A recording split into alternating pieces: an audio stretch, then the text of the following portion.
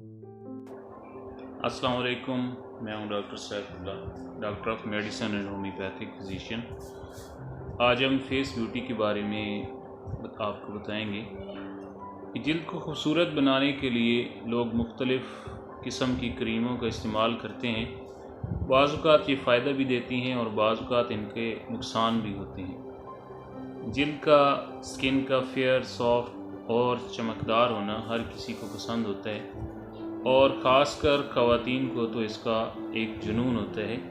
आज हम आपको चेहरे और हाथों की जल्द को फेयर और चमकदार बनाने का, जो ग्लोइंग स्किन होती है, उसके लिए बहुत एक आसान सी टिप्स बताते हैं, जिससे आप महंगी क्रीमों से भी और उनके नुकसानदेह असरात से भी बच जाएंगे।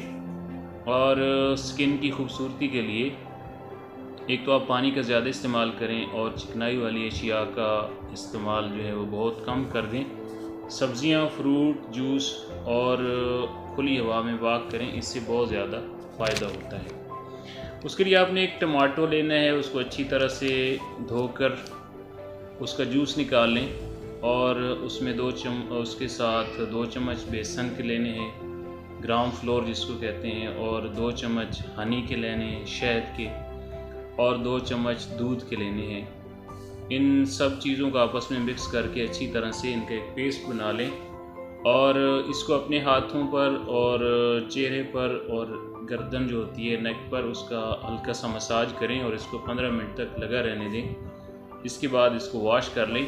इससे स्किन का कलर जो है वो बहुत फेयर हो जाता है और ग्लोइंग हो जाती है।